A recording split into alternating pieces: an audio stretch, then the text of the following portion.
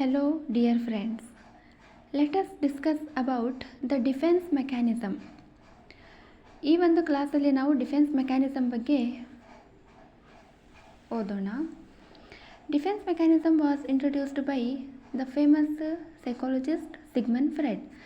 Sigmund Freud ಅವರು defence ಮೆಕ್ಯಾನಿಸಮ್ನ introduce ಮಾಡಿದರು. ಡಿಫೆನ್ಸಲ್ಲಿ ನಾವು ಏನು ಒಂದು ಸಿಚುವೇಶನ್ ಬಂದಾಗ how we deal, how we face, ಆ ಒಂದು ಬೇಸ್ ಮೇಲೆ ಒಂದು ಪರ್ಸ್ನಾಲಿಟಿ ಹೇಗೆ ಒಂದು ಸಿಚುವೇಶನ್ನ ತಗೊಂಡು ಫೇಸ್ ಮಾಡ್ತಾನೆ, ಅದೊಂದು ಅವರು ಸೈಕಾಲಜಿನಲ್ಲಿ ಇಂಟ್ರೊಡ್ಯೂಸ್ ಮಾಡಿದ್ದಾರೆ ಡಿಫೆನ್ಸ್ ಮೆಕ್ಯಾನಿಸಮ್. ಎಲ್ಲ ರೀತಿಯಲ್ಲಿ ಎಲ್ಲ ಸಿಚುವೇಶನ್ನಲ್ಲಿ ನಾವು ಬಿಹೇವ್ ಮಾಡ್ತೀವಿ, ಹೌದು ತಾನೆ? ಲೈಫಲ್ಲಿ ಏನು ಪ್ರಾಬ್ಲಮ್ ಬಂದಿದ್ರೂ ನಾವು ಡೀಲ್ ಮಾಡ್ತೀವಿ, ಹೌದು ತಾನೆ? Either it may be positive or it may be negative. ಆ ಒಂದು ಬೇಸ್ ಮೇಲೆ ಡಿಫೆನ್ಸ್ ಮೆಕ್ಯಾನಿಸಮ್ನ ಸಿಗ್ಮಂಡ್ ಫ್ರೆಡ್ ಅವರು ಎರಡು ರೀತಿಯಲ್ಲಿ ಡಿವೈಡ್ ಮಾಡಿದ್ದಾರೆ. First one is the positive defence mechanism and the another is negative defence mechanism. Okay, so let us see what is this positive defence mechanism. So ನನಗೆ ಸ್ವಲ್ಪ ಕನ್ನಡ ಬರಲ್ಲ, okay, ನೀವು ಸ್ವಲ್ಪ ಇದು ಮಾಡ್ಕೋಬೇಕು. Okay, positive defense mechanism means how a person face any problem or any situation in positive way, how he deals with positively. So there are several types of positive defense mechanism.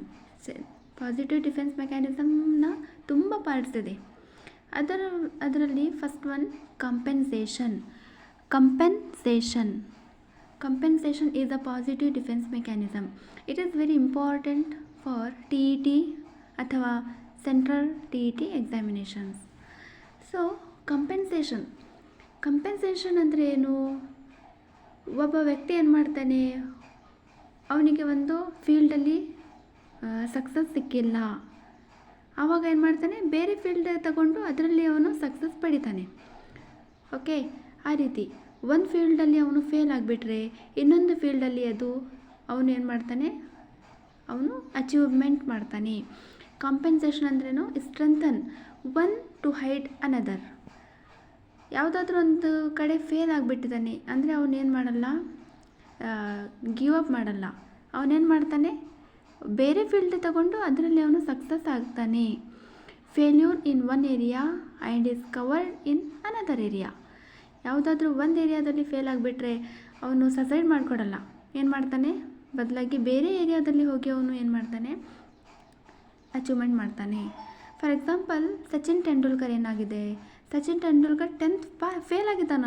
Sachin Tendulkar ಆ famous cricketer, but ಏನು ಮಾಡಿದ್ದಾನೆ, ಆ ಒಂದು field ಬಿಟ್ಟು ಕ್ರಿಕೆಟಲ್ಲಿ ಹೋಗಿ ಅವನು ಇವಾಗ ಏನು ಇಂಡಿಯಾ ಅಲ್ಲ ಗ್ಲೋಬಲ್ ಕ್ರಿಕೆಟರ್ ಆಗಿಬಿಟ್ಟಿದ್ದಾನೆ, ಹೌದು ತಾನೆ? Compensation is the strengthen one to hide another. ಇಷ್ಟೇ ಲೈನ್ ಬರುತ್ತೆ ಎಕ್ಸಾಮಿಗೆ, strengthen one to hide another which is this mechanism ಅಂತ. ಆವಾಗ ಕಂಪೆನ್ಸೇಷನ್ ಒಂದು ಏರಿಯಾದಲ್ಲಿ ಫೇಲ್ ಆಗಿದೆ, ಒಂದು ಏರಿಯಾದಲ್ಲಿ ವೀಕ್ ಇದ್ದರೆ ಇನ್ನೊಂದು ಏರಿಯಾದಲ್ಲಿ ಆ ವೀಕ್ನೆಸ್ನ ಹೈಡ್ ಮಾಡೋದು. So second one is rationalisation ಅಂದ್ರೇನು?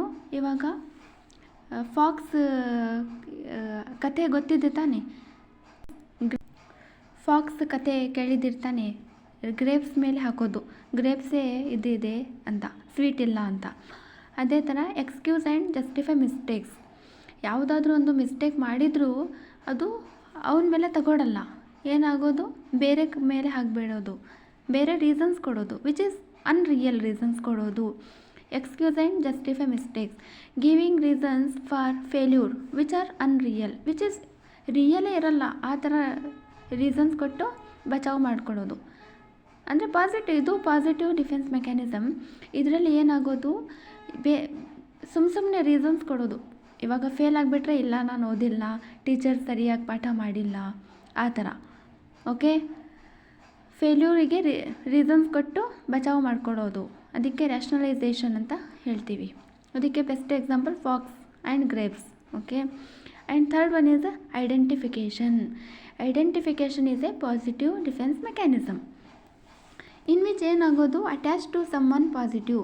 ಇವಾಗ ಒಂದು ಗ್ರೂಪ್ ಇದೆ, ಒಂದು ಗ್ರೂಪಲ್ಲಿ ಯಾರಿಗಾದರೂ ಸಕ್ಸಸ್ ಸಿಕ್ಕಿದ್ರೂ ಹ್ಯಾಪಿ ಆಗೋದು, ಓಹೋ ನಮ್ಮ ಗ್ರೂಪಿಗೆ ಸಕ್ಸಸ್ ಸಿಕ್ಕಿದೆ ಅಲ್ಲ ಅಂತ. Okay, feeling happiness on other success. ಬೇರೆಯವರ ಸಕ್ಸಸ್ ನೋಡಿ ಹ್ಯಾಪಿನೆಸ್ ಆಗೋದು, ಹ್ಯಾಪಿ ಫೀಲ್ ಮಾಡೋದು. Attach to someone positive. It is also identification, ಒಂದು ಪಾಸಿಟಿವ್ ಡಿಫೆನ್ಸ್ ಮೆಕ್ಯಾನಿಸಮ್. ಡಿಫೆನ್ಸ್ ಮೆಕ್ಯಾನಿಸಮ್ನ ಇಂಟ್ರಡ್ಯೂಸ್ ಮಾಡಿದ್ದು ಸಿಗ್ಮಂಡ್ ಫ್ರೈಡ್. ಇದರಲ್ಲಿ 2 ಟೈಪ್ಸ್ ನೋಡಿದ್ವಿ, positive and negative defence mechanism. ಪಾಸಿಟಿವಲ್ಲಿ ಕಂಪೆನ್ಸೇಷನ್ ಆಯಿತು. ಕಂಪೆನ್ಸೇಷನ್ ಅಂದರೆ ಏನು, ಒಂದು ಏರಿಯಾದಲ್ಲಿ ವೀಕ್ ಇದ್ದರೆ ಇನ್ನೊಂದು ಏರಿಯಾದಲ್ಲಿ ಅದು ವೀಕ್ನೆಸ್ನ ಹೈಡ್ ಮಾಡಿ ಅಚೀವ್ಮೆಂಟ್ ಮಾಡೋದು.